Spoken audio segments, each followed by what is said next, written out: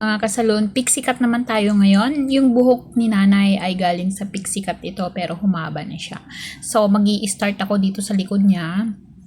Yan, ang gamit ko ay clipper na para mas mabilis. So, tinatanggalan ko muna yung kapal kasi mahirap i-barbers ng makapal pa siya. Yan, so pansinin nyo mga kasalon, pa-layered yung kuha ko. Ngayon, dito sa taas niya ay bawasan natin ng konti. Ngayon, gagawa na ako ng barbers sa likod niya. So, ito na yung pinakamaiksi ang likod niya. Yan, kasi gusto ni nanay ay maiksi para mas matagal daw humaba. Yan. So, yung buhok ni nanay ay may puti na yung roots. Kaya, akala mo walang buhok yun, pero may buhok yun.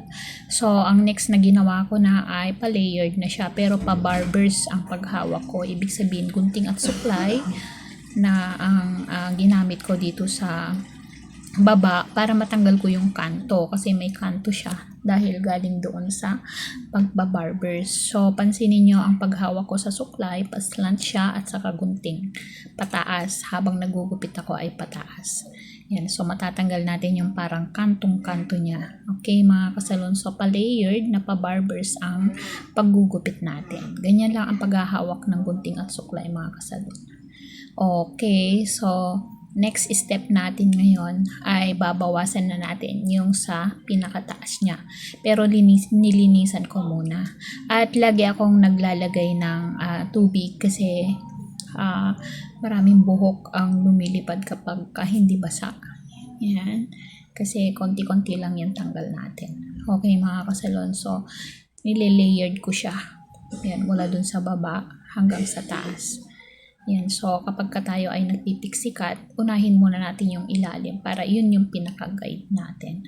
Okay, kiniklin ko na lang yung sobra-sobra dun sa likod bago tayo pumunta sa next step na kasi tapos na, almost done na natin yung likod. Yan, ngayon dito na tayo sa kabilang side. So pansinin nyo mga kasalon na naka-layered yung gupit natin. Ibig sabihin kahit maiksi siya, pa-layered pa rin ang kuha natin. Ngayon dito na tayo sa side. Yan, kapag naglalagay tayo ng tubig, takpan natin yung tenga.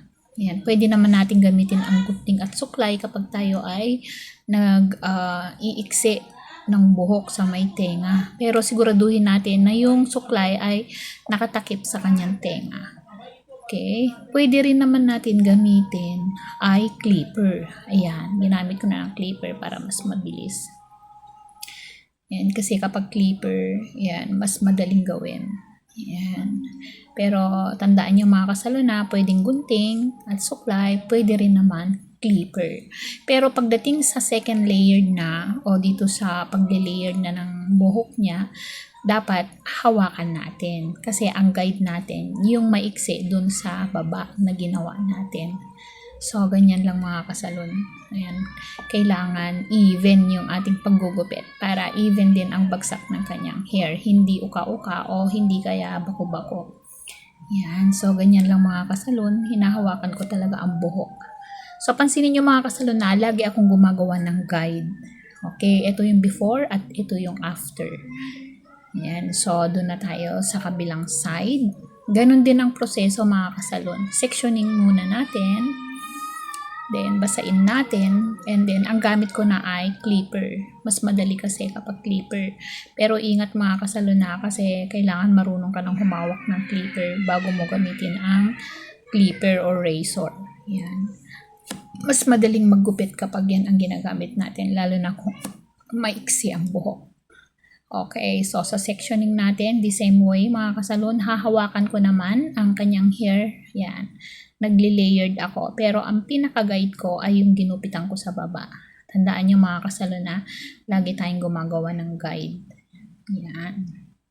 Pa-layered lagi ang kuha natin para pagbagsak niya ay soft yung dating. Ngayon, dito na tayo sa taas. Yan, pansinin nyo mga kasalon, ganun din. Yung guide natin ay yung last na ginupit natin dito sa gitna. Yan. So, chine-check lang natin kung okay yung yung haba sa likod at saka sa harap. Ngayon, nagninipis naman na ako sa bangs. Yan, binabawasan ko lang tapos ninipisan natin yan. Then, dun naman sa taas, kailangan bawasan natin para hindi mukhang bao ang kanyang buhok. Yan. Then, ito na yung outcome. Tinining scissor ko din yan mga kasalon. Yan, para magmukha siyang piksikat talaga, hindi mukhang mukhang Dora. Ayan. So, ito na yung outcome.